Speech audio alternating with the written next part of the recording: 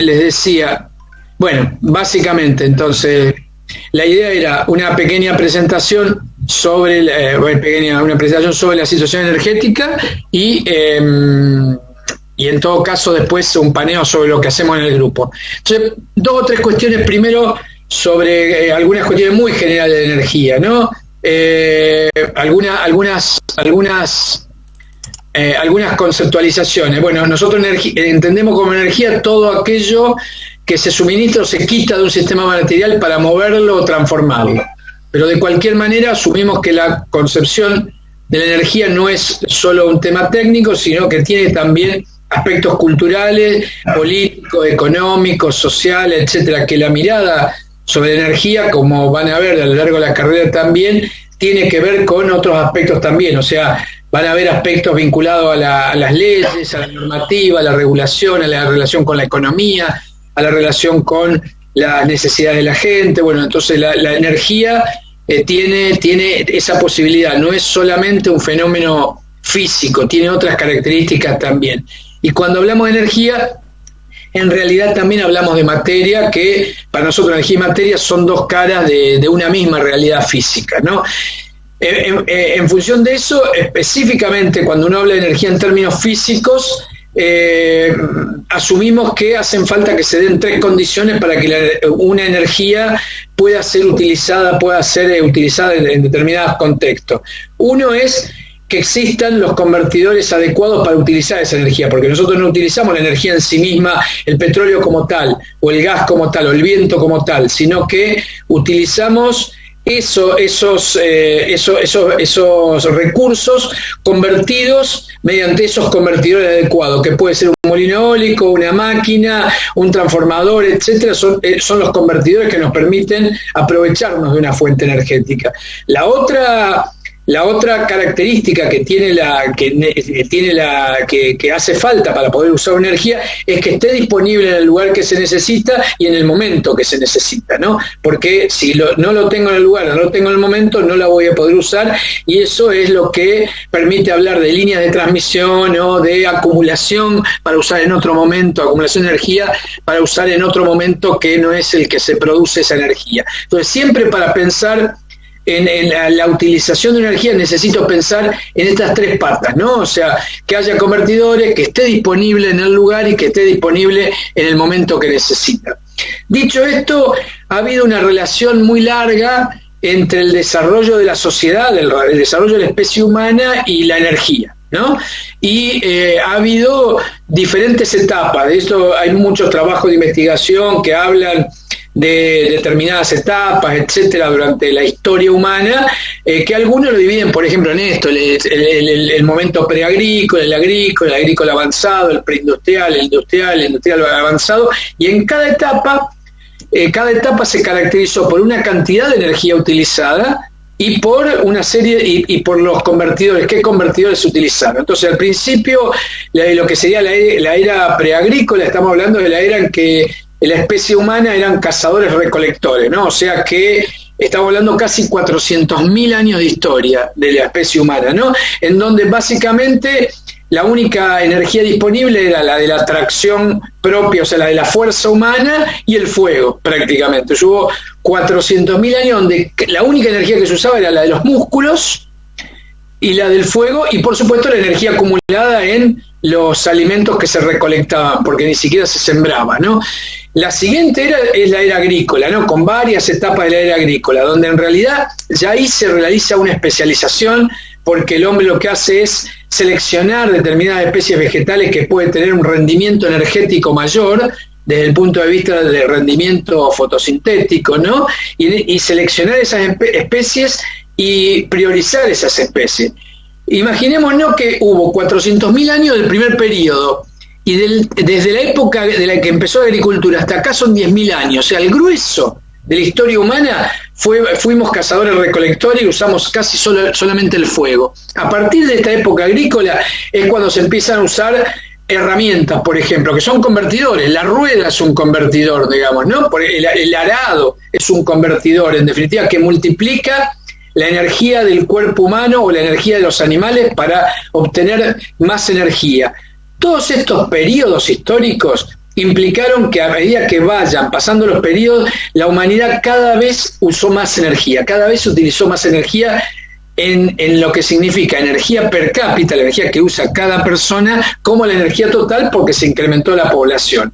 Y aparecieron las primeras fuentes energéticas, además del fuego, en esa primera etapa. O sea, primeramente se usaba la biomasa, la leña para el fuego, pero después empezó a aparecer, por ejemplo, la utilización del viento. ¿Para qué? Para navegación, por ejemplo, se empezó a usar el viento, o sea, los barcos de vela para transportarse de un lado a otro, para comerciar, etcétera, pero también apareció el viento para mover molinos de viento, de esos molinos clásicos como se ven en Europa, etcétera, que eran molinos para mover ruedas que molían el cereal, por ejemplo.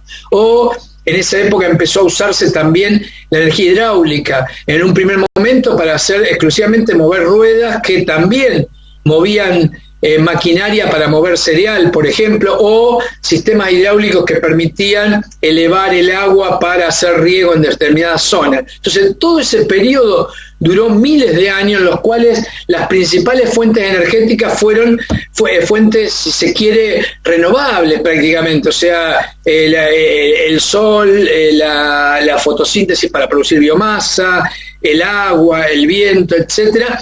Y prácticamente esas fuentes fueron las únicas fuentes hasta hace más o menos 300 años. O sea, en cientos de miles de años de historia, las principales fuentes energéticas fueron fuentes renovables hasta prácticamente lo que se conoce como la revolución industrial, que es cuando aparecen los combustibles fósiles. Básicamente, en un primer momento carbón, después petróleo y después gas natural, que se fueron incorporando a la matriz.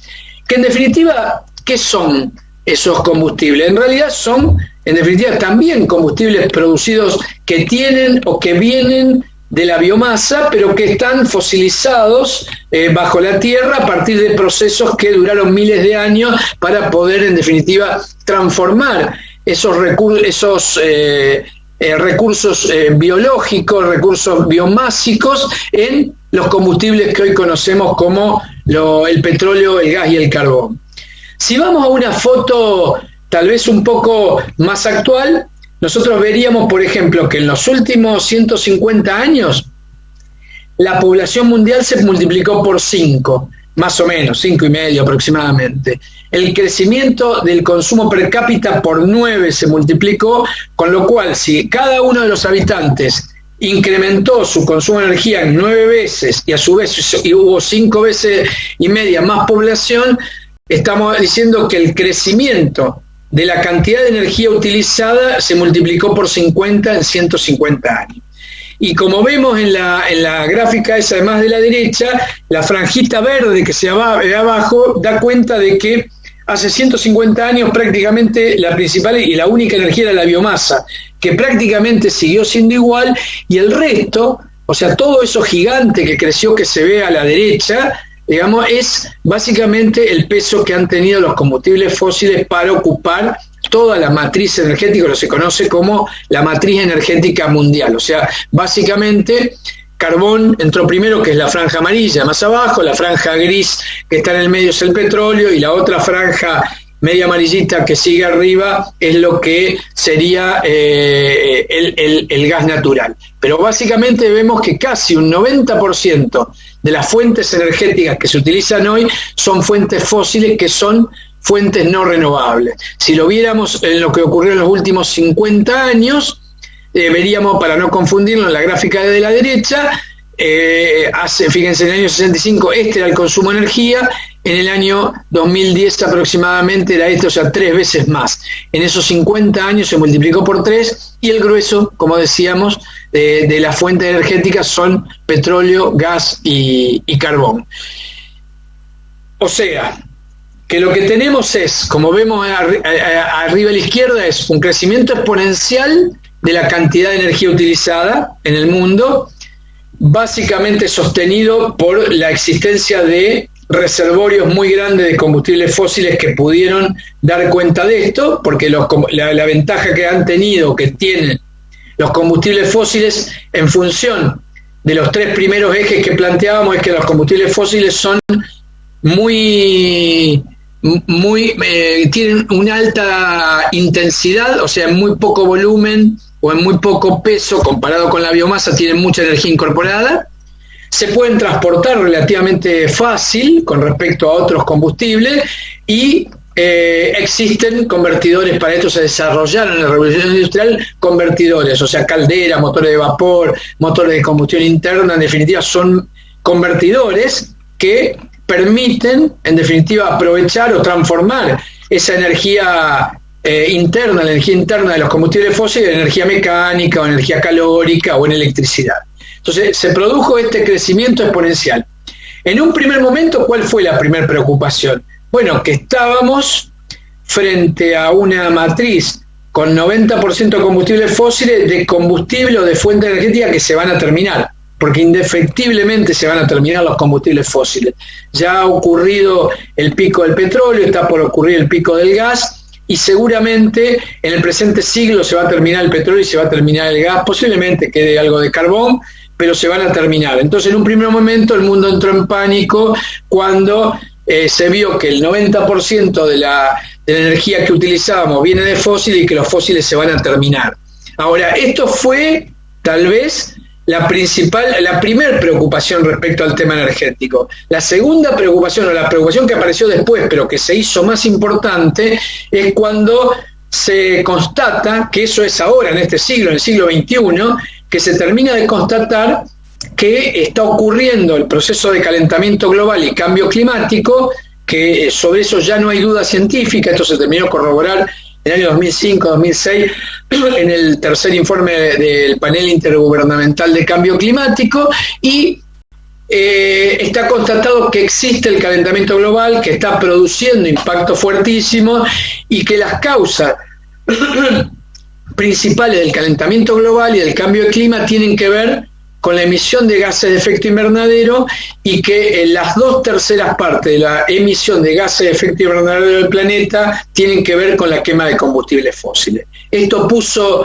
una alerta muy fuerte. A lo mejor ustedes vieron la noticia, la semana pasada salió en muchos diarios que el panel emitió el 6º informe de cambio climático, en donde alerta sobre los problemas que van a ocurrir, que están ocurriendo, como lo que estamos viendo hoy, sequías, incendios, que tienen mucho que ver en muchos casos con la problemática del calentamiento global, pero que posiblemente en las próximas décadas veamos impactos muchísimo mayores si no logramos revertir esto. Entonces, lo que al principio era una preocupación, que era que se terminaban los combustibles fósiles, hoy en día es una preocupación de segundo orden. La principal preocupación es que están produciendo un proceso de calentamiento global muy fuerte, y que esto está haciendo cambiar el clima planetario con implicancias muy fuertes, sobre el cual podemos hablar en otra charla, etcétera, etcétera, para no decaer.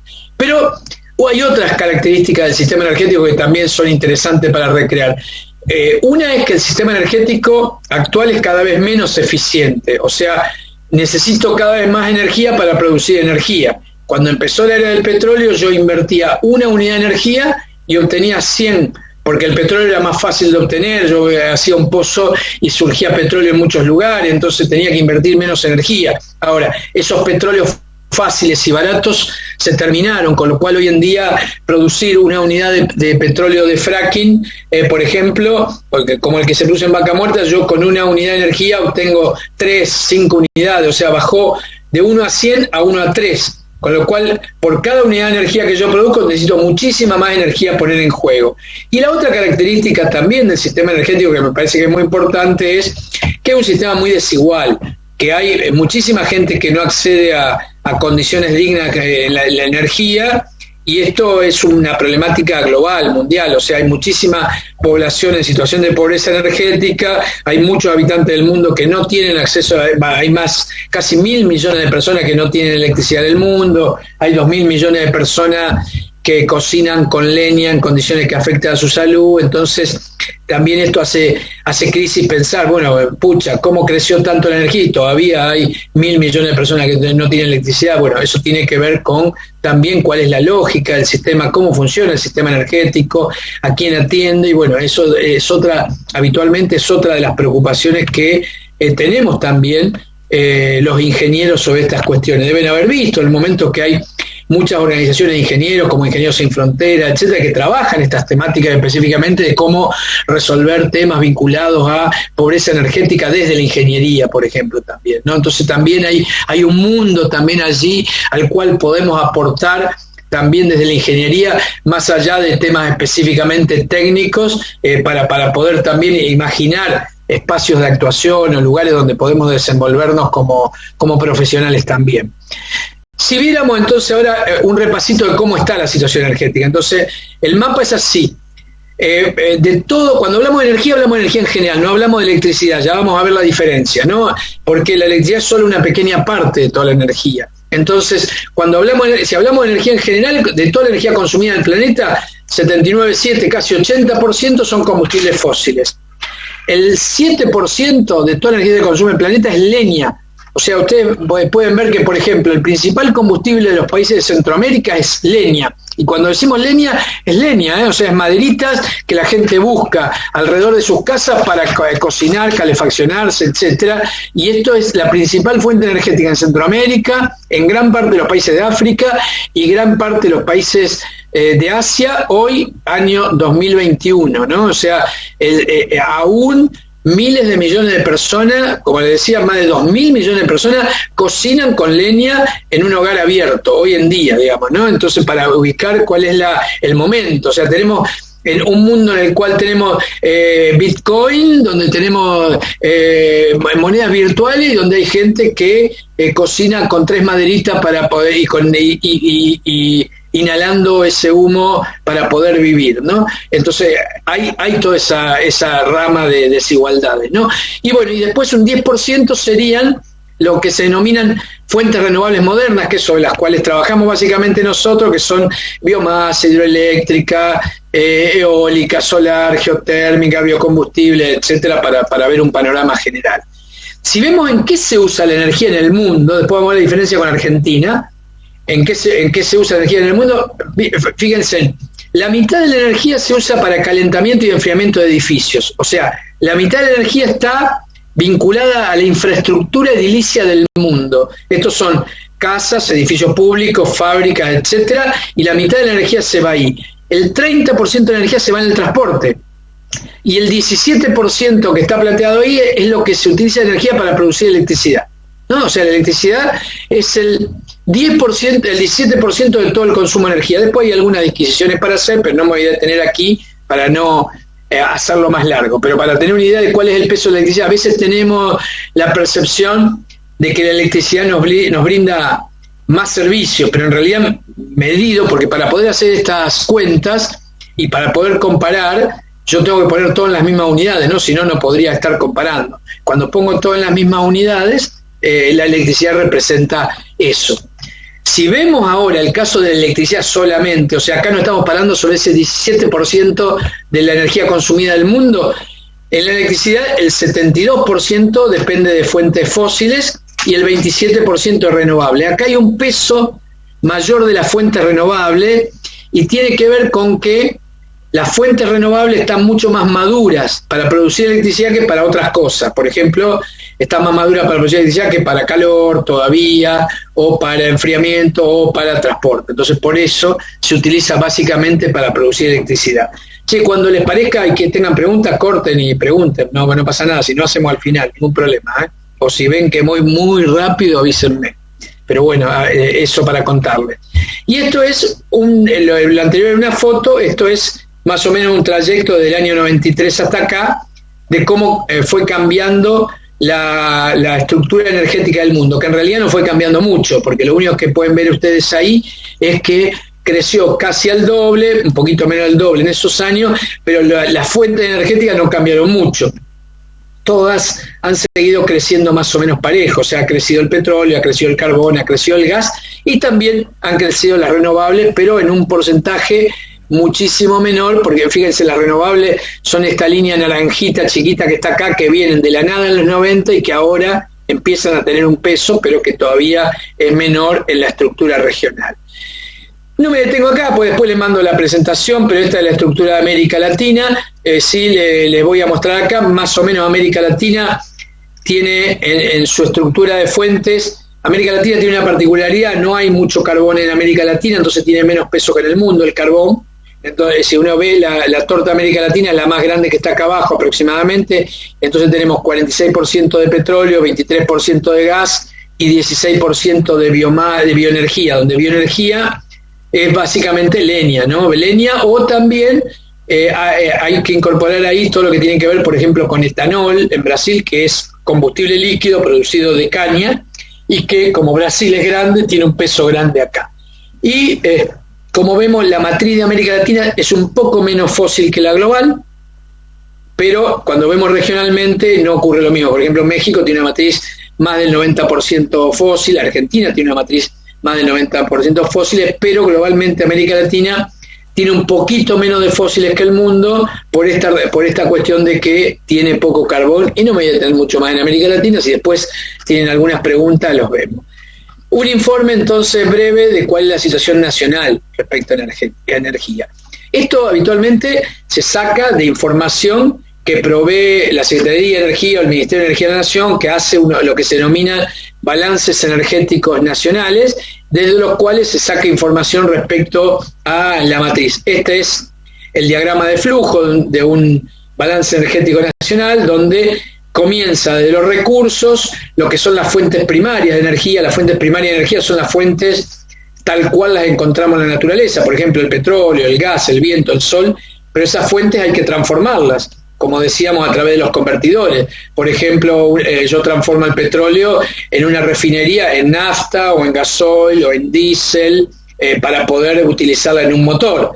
O transformo, por ejemplo, el agua o el sol o el viento en electricidad mediante una represa hidráulica o mediante un panel fotovoltaico o mediante un molino eólico, etcétera. O transformo el gas que encuentro bajo tierra en un gas envasado, comprimido, licuado, filtrado, etcétera. Entonces yo para todos esos procesos necesito conversiones, centros de transformación, y eso lo que hace es transformar las fuentes primarias como el petróleo, el gas, en fuentes secundarias como el diésel, la nafta, el gasoil, la electricidad, que son denominadas fuentes secundarias de electricidad. Las fuentes fuentes secundarias de energía.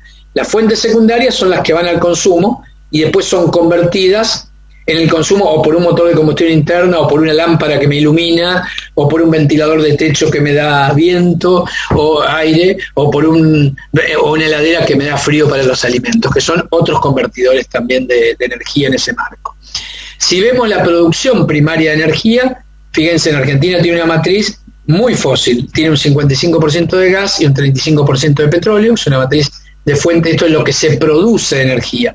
Argentina tiene bastante producción de energía, o sea, Argentina tiene un abastecimiento muy alto con respecto a otros países de energía. Si bien últimamente, en los últimos años, tenemos que importar, es una cantidad menor, pesa porque hay que pagarla en dólares, etcétera, pero es una cantidad menor, pero comparado con otros países, por ejemplo Uruguay o Chile, que no casi tienen que importar casi toda su energía, ¿no? En el caso nuestro, nosotros tenemos bastante producción. Si vemos la oferta interna es lo que está disponible en el país. O sea, yo produje y después exporté, importé y tengo disponible esta fuente interna, de oferta interna primaria, que es muy parecida, o sea, más o menos también 90% de combustibles fósiles. Y si vemos las fuentes secundarias, fíjense, el gas distribuido por redes es la mitad de todas las fuentes secundarias. Fíjense, la energía eléctrica es parecido al porcentaje mundial. Nosotros habíamos 17% a nivel mundial, 16% en Argentina. Y si ven, por ejemplo, los combustibles, fíjense que el peso del diésel en la materia energética es casi el mismo peso que toda la electricidad del país, por ejemplo, ¿no? Para tener una idea de dimensiones. Por supuesto, vuelvo a repetir, medido en las mismas unidades y cosas que a lo mejor no son comparables en sí mismos, pero sí es importante poder ver los contenidos energéticos de cada sector. Ahora, ¿en qué se utiliza toda esa energía de Argentina? Yo acá le puse dos matrices, ahora les cuento por qué, le puse la de 2019 y 2020. Fíjense, en el 2019 el principal sector de consumo fue el transporte, después la industria y el sector residencial casi con el mismo valor. Históricamente la industria siempre tuvo más que el sector residencial. Lo que pasa es que el año 2019, si ustedes recuerdan, fue un año de bastante crisis económica, de bajón del sector industrial, por eso el sector residencial sumó. Ahora, cuando vemos el consumo de 2020, fíjense, el transporte bajó de 31 a 26, 5 puntos, muchísimo. Y el sector residencial lo pasó. Esto es histórico, nunca había pasado en la historia argentina que el sector residencial consuma más que el transporte. ¿Por qué tiene que ver esto? ¿Se imaginan? La pandemia. Porque estaban todos en casa. Totalmente la pandemia, totalmente. Esto es un efecto pandemia total. Esto es un efecto pandemia total. O sea, acá vemos ya algunos impactos que ahora lo vamos a ver para el sector eléctrico de lo que ocurrió con la pandemia. O sea, como bajó la movilidad en todo tipo, ya sea de transporte de carga como transporte de personas, bajó 5 puntos, que es muchísimo el peso del transporte en la matriz. Y vamos a ver que el sector industrial, si bien mantiene un porcentaje ahí, bajó también, y el sector residencial creció mucho porque estuvimos encerrados, claramente, y hubo un mayor consumo, en particular de electricidad, pero también de gas, en el sector residencial. ¿No? Claramente esto es efecto pandemia, digamos, ¿no? Esto lo pudimos ver hace muy poquito porque el balance 2020, donde sacamos esta cifra, fue publicado hace un par de semanas atrás, entonces pudimos ver y comparar estos efectos. Entonces ese es el sector consumo. Y dos datos más, 2 tortas más les muestro que me parece que son importantes, que son 2 tortas pensando en las fuentes, no en los sectores. Entonces, por ejemplo, si uno piensa, de toda la electricidad del país, ¿qué se hizo con toda la electricidad del país en el 2020? Fíjense, el 40% de toda la electricidad del país fue para la industria, esto más o menos se mantuvo. El 33% de toda la electricidad fue para el sector residencial y el 25% de toda la electricidad fue para el sector comercial y público, o sea, para los edificios públicos y para los comercios. Esto es más o menos en qué se usó toda la electricidad del año 2020. Si vemos en qué se usó el gas del 2020, veríamos esta torta, que nos dice que bueno, yo no puse el 2019, pero el sector residencial creció un poquito por sobre la industria, pero fíjense en que el 40% de todo el gas de Argentina se usa para producir electricidad.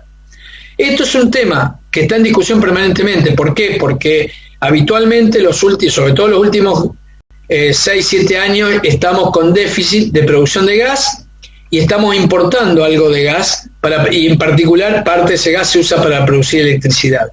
Con lo cual, fíjense que es muy importante el destino del gas para producir electricidad, que por supuesto no es una buena noticia. En todo caso, la buena noticia es que podríamos pensar en alternativas viables porque, como decíamos, las fuentes renovables están muy maduras para producir electricidad. Entonces yo podría pensar un programa que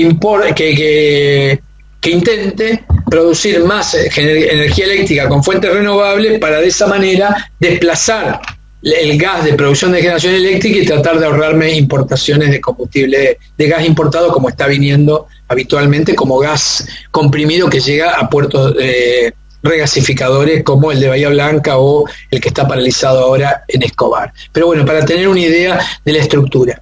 Y solamente 3 o 4 diapositivas más de Argentina en general, para que vean el sendero.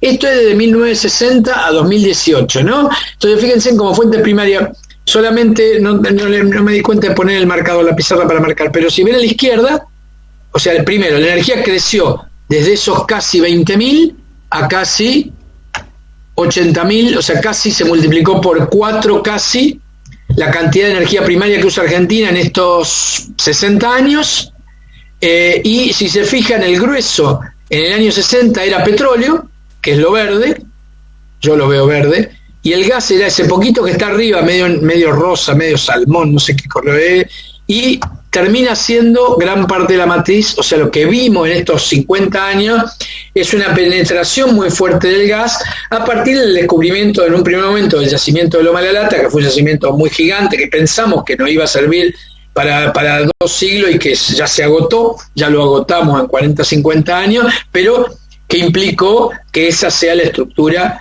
de consumo de matriz primaria. Y dos diapositivas más, que me parece que son importantes también, para ver el trayecto en estos años. Fíjense, esto es cómo cambió el consumo de electricidad en el país. Entonces, primero, ven todo lo que subió, ¿no? Subió muchísimo la cantidad de electricidad consumida. Pero fíjense en las tortas de abajo. En 1960, la industria consumía el 60% de toda la electricidad del país. En estos 40, 50 años cambió y la la industria solo consume el 40, el 39. El sector residencial consume el mismo. Por supuesto que la torta de la derecha debería ser muchísimo más grande, ¿no? Porque representa el eje vertical de la derecha de la gráfica. O sea, el volumen es mucho mayor. Pero fíjense en que es llamativo que lo que creció muy fuerte es el sector comercial y público, que creció muchísimo porque tenía un 2%, pasó un 25%, pero además de pasar del 2 al 25%, como la torta es más grande en cantidad de energía, es gigante lo que incrementó el sector comercial y público. Acá podríamos hablar mucho de por qué y de dónde, ¿no? Pero bueno, nada, no me quiero alargar acá, cualquier cosa lo podemos dejar para el debate. Y en el caso del gas, fíjense que es muy parecido. En el caso del gas, en el año 60, la industria consumía el 65% del gas y el sector residencial el 32%. Fíjense, en el 2018 la industria bajó el 38%, el sector residencial subió al 45% porque se extendieron las redes de gas en las ciudades y esto incrementó el consumo de gas de los hogares, y aparece el transporte, porque en esos años es que aparece el GNC como un combustible del transporte. Entonces yo ahí dejo la parte de la energía en general y solamente les quiero mostrar 4 o 5 cosas del sector eléctrico. Primero, fíjense en lo que yo les decía. En esa tabla traten de mirar el lugar donde dice porcentaje de variación. Ese porcentaje de variación es cómo cambió el consumo de electricidad entre el 2019 y el 2020. Entonces fíjense, el sector residencial, el consumo de electricidad aumentó un 8% en el 2020. El sector comercial bajó un 5%, y fíjense el sector industrial, bajó un 11% el consumo de electricidad. En el neto, se compensan algunas cosas y hubo solamente una reducción del 1% de la electricidad entre el 2020 y el 2019. O sea, el 2019 fue un año crítico económico, el 2020 un año de pandemia, y entre uno y otro se incrementó el consumo de electricidad residencial y decreció el consumo de electricidad industrial muy fuertemente por la crisis que tuvimos en pandemia, solamente para mostrarles eso. Esto después se lo dejo, mírenlo tranquilo, en todo caso en la presentación hay algunos datos más de cuáles son los consumos, cuáles son los sectores industriales que más consumo perdieron para que lo vean. Y dos cuestiones más. El sistema energético o eléctrico argentino es muy concentrado. Fíjense en que en Gran Buenos Aires, solamente en Gran Buenos Aires, se consume el 38% de la electricidad de todo el país. O sea, el 40% de la electricidad de todo el país está en ese puntito morado que está ahí, que dice GBA. Ahí se consume el 40% de la electricidad de todo el país. Esto es un gran tema porque hay que traer mucha energía del Comahue, del NOA, del NEA para abastecer la energía eléctrica de Gran Buenos Aires, que como decíamos se lleva casi el 40%.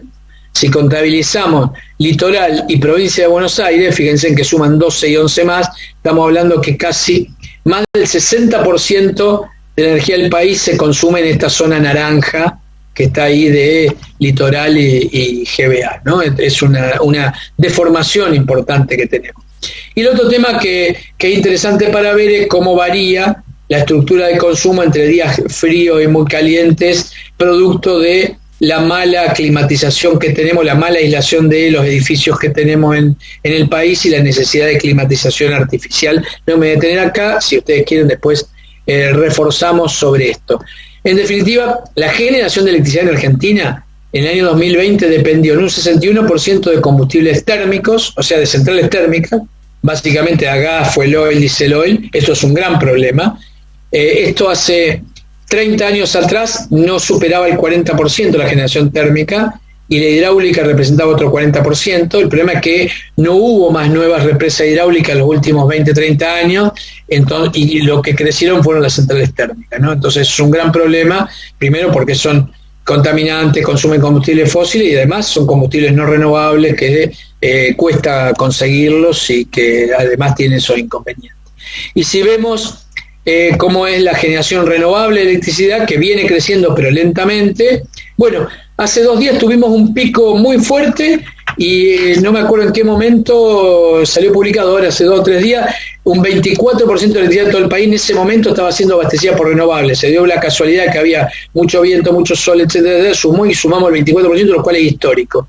Pero en potencia tenemos aproximadamente un 6-7% de la potencia. En el promedio anual fue un 6% de electricidad renovable, donde el grueso, fíjense, es eólica, después hidráulica no renovable, o hidráulicas menores a 50 megavatios, y solar, biogás y biomasa. Dicho esto, como panorama, como para que tengan una idea de cuál es la situación energética global y nacional, solamente mostrarles muy rápidamente información sobre lo que hacemos nosotros en el grupo de investigación, que como dice ahí, es un grupo de estudio, investigación, formación, capacitación, extensión, como decía Carlos, mucho trabajo con la comunidad, y ahí solamente un paneo rápido, yo no me quiero detener acá, pero cualquier cosa podemos volver si ustedes tienen preguntas, ningún problema sobre estas cuestiones. Pero bueno, tenemos hace algún tiempo un sistema de medición eólica que se hizo en convenio con la provincia, con la EPE, en 5 puntos de la provincia, donde estamos midiendo vientos en altura en antenas de transmisión de la empresa provincial de energía, con este tipo de equipamiento que nos permitió hacer estudios a partir de estos equipos para poder hacer análisis de posibilidad de viento.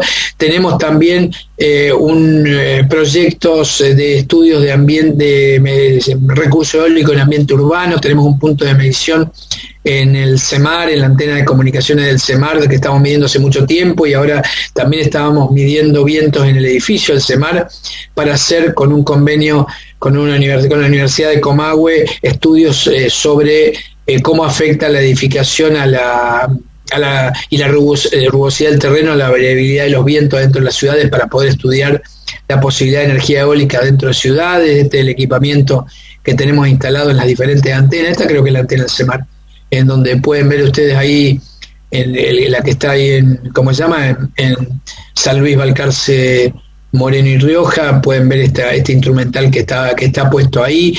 Tenemos un proyecto con el cual estamos desarrollando en conjunto, en el cual uno de los referentes nuestros es Marcelo Castelo, también docente del departamento, que lo van a tener también este año, y que está trabajando ahora inclusive en un posgrado vinculado a temas específicamente de electrónica de control y todo lo que tiene que ver con, en este caso, el diseño de un data logger para medición de vientos propio.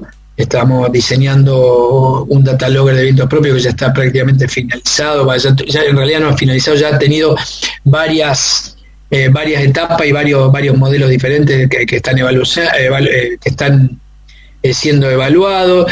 Hemos hecho metodología de cálculo de parque fotovoltaico, en particular para Rufino, que fue un estudio que se utilizó para la presentación en licitaciones de la posibilidad de un parque eólico en Rufino, a partir de estudios y software propios y adquiridos que tenemos para estudio y análisis de parque eólico, cómo construir en definitiva las herramientas para estudio de posibilidad de instalación de parque eólico en diferentes lugares. Este estudio fue aprovechado por la provincia para poder hacer una licitación que al final, por tema de precio, no alcanzó a entrar dentro de Renovar, pero que sirvió de base tanto la medición como los estudios que habíamos hecho en ese sector.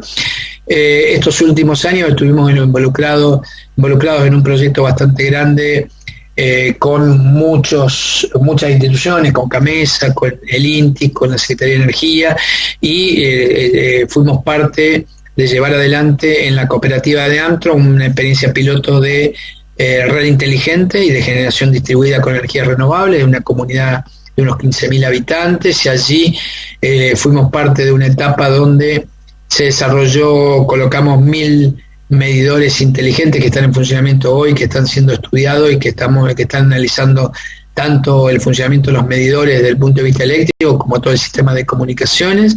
Eso se hizo con financiamientos que se consiguieron de Secretaría de Energía, del Ministerio de Ciencia y Tecnología, que permitieron desarrollar toda esta etapa de diseño de una red inteligente con diferentes tecnologías y el desarrollo de una red de generación distribuida con energía renovable. Ahí tuvimos también un proyecto que formalmente ya finalizó, pero que sobre el cual seguimos trabajando porque tenemos las instalaciones allí, donde se desarrolló una red de generación distribuida e instalamos ahí una planta solar fotovoltaica de piso, techos solares, molinos eólicos, todo conectado a las redes de baja tensión y media tensión, y que están incorporando energía en el marco de la cooperativa. Todo eso fue desarrollado a partir de una conceptualización de desarrollo de la generación distribuida frente a la a la generación concentrada, y el trabajo tuvo que ver específicamente con construir la red físicamente, o sea, de desarrollarla, ponerla en marcha, pero también estudios, desarrollo de proveedores, etcétera, y en definitiva terminó con una planta de 200 kilovatios, con 50 techos solares, con eólicos puestos allí. Ahí pueden ver toda la planta esta solar. Fue desarrollada la ingeniería por los equipos de trabajo del proyecto, donde había gente nuestra, gente del departamento, donde había gente de la cooperativa, gente del INTI, y fue desarrollada, la ingeniería fue salvo paneles inversores, todo lo que tiene que ver con los equipos fueron desarrollados localmente, y todo lo que tiene que ver con el montaje de la planta, la puesta en marcha, la puesta a punto, fue hecha toda por personal de la cooperativa eléctrica y personal nuestro de la facultad que asistió al personal de la cooperativa, en el cual nos formamos en conjunto, y todo este proceso de montaje de la planta que se hizo, que ya estaba en marcha desde hace 4 años, fue hecho esta es la planta de piso en el área industrial de Amtron, fue hecha por el personal nuestro y de la cooperativa. Los techos solares, las estructuras, los techos fueron diseñados para incorporar, lo mismo que el montaje de los equipos eólicos. Son equipos eólicos pequeños, estos son los equipos que están instalados, por ejemplo, en la planta de agua de la cooperativa, y que están entregando energía a la red a través de los medidores inteligentes para poder monitorear. Implicó también desarrollo de herramientas para estudiar cómo es el funcionamiento de los sistemas fotovoltaicos, eólicos, y cómo poder plantear qué beneficios nos van a traer. Esto se hizo en el marco también de un proceso de discusión con la comunidad local para discutir cuáles eran los beneficios del programa, lo que podía sacar, porque esto fue hecho en el marco de una cooperativa, ¿no? Y en ese marco también tenemos también experiencia en el estudio de formamos gente para desarrollar, por ejemplo, auditorías energéticas domiciliarias, que se desarrollaron en ese caso ahí también, pero que hicimos también este último año. En pandemia hicimos también algunos estudios en Ibarlucea, con la cooperativa Ibarlucea también, haciendo estudios de eficiencia energética y auditoría energética en los hogares. Por ejemplo, esto es el resumen de una auditoría energética en un hogar, donde vamos con equipo de medición, con una encuesta, etcétera, y le podemos mostrar al usuario, decirle, mire, en su casa, en este caso una casa de Amtron, el consumo de electricidad, el 44% de electricidad que consume se le va en la heladera, el 9% se le va en el stand-by, el 8% en la iluminación, y de esa manera propiciamos o podemos impulsar la posibilidad de que la gente pueda hacer ahorro, eficiencia, pueda ver si le conviene cambiar la heladera o no en función de los ahorros, le puede ir a una heladera más eficiente y sacar cuenta en ese marco. Y esto se hizo tanto para los consumos eléctricos como para el gas. Entonces, para el gas también teníamos la posibilidad de medir también y poder decirle, hacer un informe a la gente, mire, decirle, en este caso esta vivienda, el 77% del gas de su casa lo consumió en calefacción, a lo mejor puede aislar mejor esto, otro para consumir menos. Bueno, ese panel de auditorías estuvimos haciéndolo en el caso de Enamto. Esto se hizo una serie de encuestas y auditoría energética en todas esas puntos de la ciudad para poder hacer estos estudios y que la gente tenga. Y después tenemos una etapa también dentro del grupo que tiene que ver con capacitación. Hemos desarrollado también estos años mucha experiencia en capacitación, tanto de formación, por ejemplo, de oficio, de instaladores de calefones solares, instaladores de paneles fotovoltaicos, pero también cursos de diseño. Estamos dando cursos de diseño de instalaciones fotovoltaicas, cursos de diseño de instalaciones solares térmicas para profesionales, por ejemplo, ahora para el Colegio de Arquitectos, para el Colegio de Ingenieros, está dando cursos para estos sectores. O sea, hay también una etapa del grupo que tiene que ver con formación y capacitación, ¿no? Que tiene que ver con eso. Muchas de estas cosas, la mayoría tenemos mucho equipamiento, muchas herramientas que están en la facultad, equipamiento para medir. Hemos comprado a partir de estos proyectos, por ejemplo, equipamiento que nos permite medir eficiencia en una planta fotovoltaica, etcétera, etcétera, ¿no? Así que en ese marco. Yo dejaría ahí, si les parece, hay una cantidad de cosas para ver, pero yo en todo caso, si quieren, dejaría ahí y charlamos con las dudas que tengan para no hacerlo mucho más largo, si les parece, Dani. Sí. Abierto. Buenísimo. Abierto. ¿Puedo hacer una pregunta? Sí, me quedó ahí resonando algo que dijo de la mala aislación de los edificios y el consumo que eso genera. Si podrías playar un poquito más en eso. Bueno, no es una novedad esto, ¿no? No es una novedad, pero de cualquier manera, ¿por dónde salta en todo caso? Había una grafiquita que yo había mostrado que había una curva así media vivoreante y había dos curvas muy separadas. Eso es lo que se denomina una curva diaria de demanda, o sea, habitualmente de energía eléctrica. Habitualmente de energía eléctrica, Camesa, que es quien sostiene todo el sistema eléctrico argentino, lo que hace es tratar de abastecer con generación suficiente a la demanda del país. Entonces se estudia cuál es la demanda día a día del país, ¿no? Entonces, por ejemplo, sabemos que a partir, si pensáramos de las 24 horas del día, de las 0 a las 24, sabemos que de las 12 en adelante baja el consumo un poquito, porque la gente a la noche apaga las cosas, cuando empieza a amanecer y sube el consumo, baja un poquito a media mañana, sube un poquito al mediodía, baja a media tarde y sube después el consumo cuando la gente vuelve a la casa y empieza a hacer el encendido a las 7, 8, sí. Pensé que me habían hablado. Entonces, lo que se vio es que esa curva tenía una forma determinada.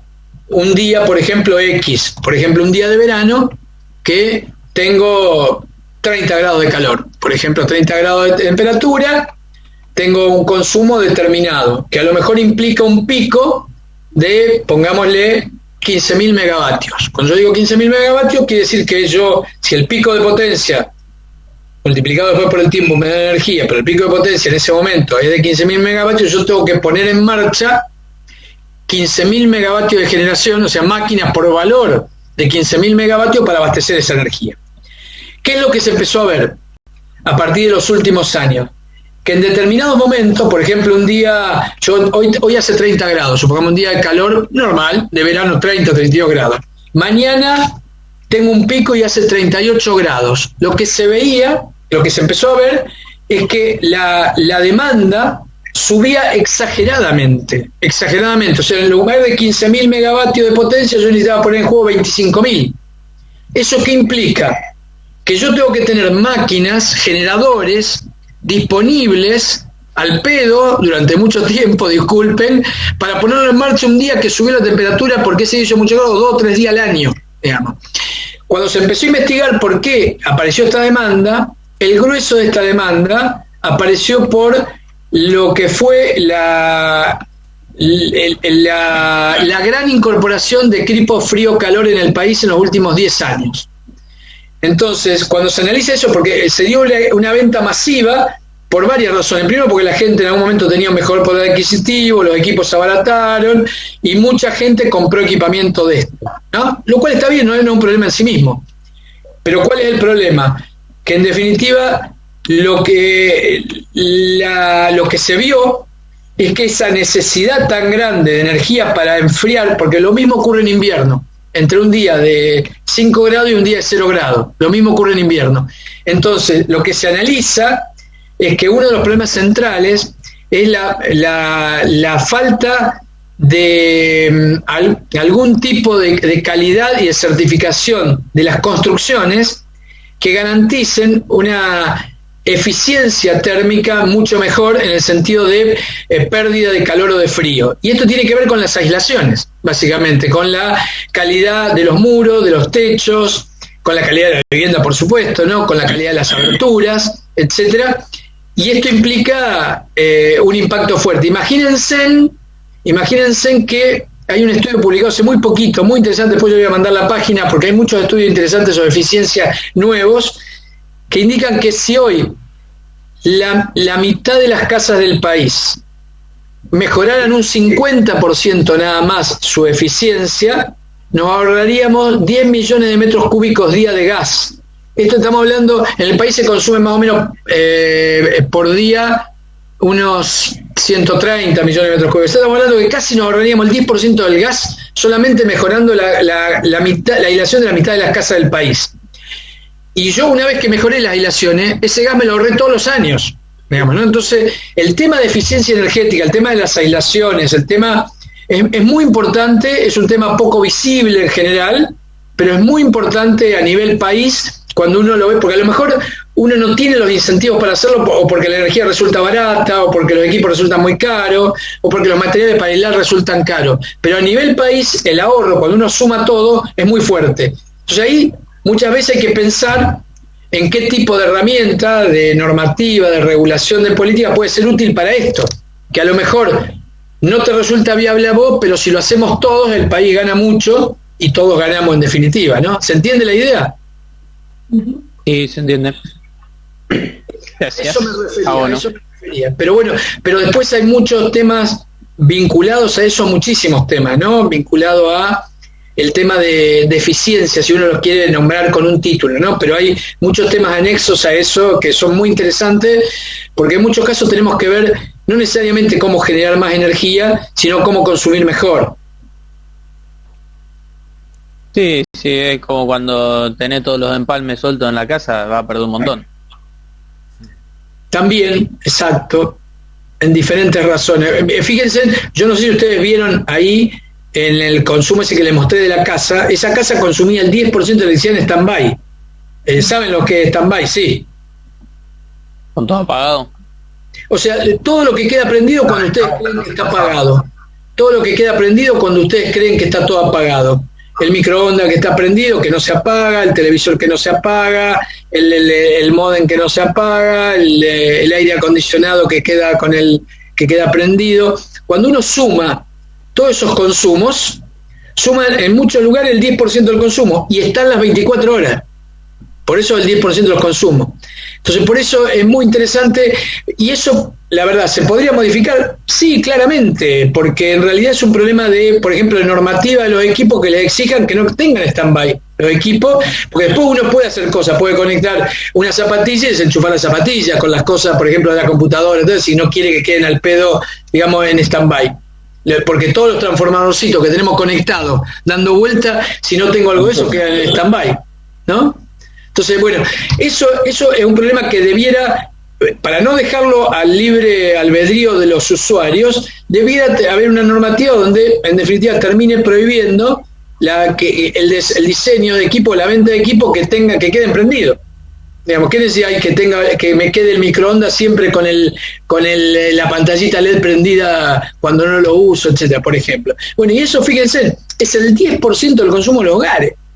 Digamos, entonces, fíjense si no hay cosas para hacer que parecen menores, pero sobre las cuales hay que trabajar y que tienen que ver con nosotros, ¿no? Sí, con la educación también, ¿no? Con la educación respecto del consumo, de qué necesita, digamos, cuánto necesita en realidad, ¿no? También. Una política de Estado ahí.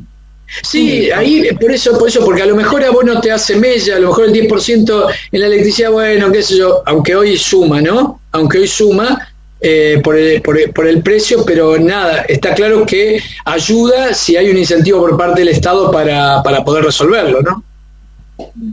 Es consumo responsable en todos los sentidos.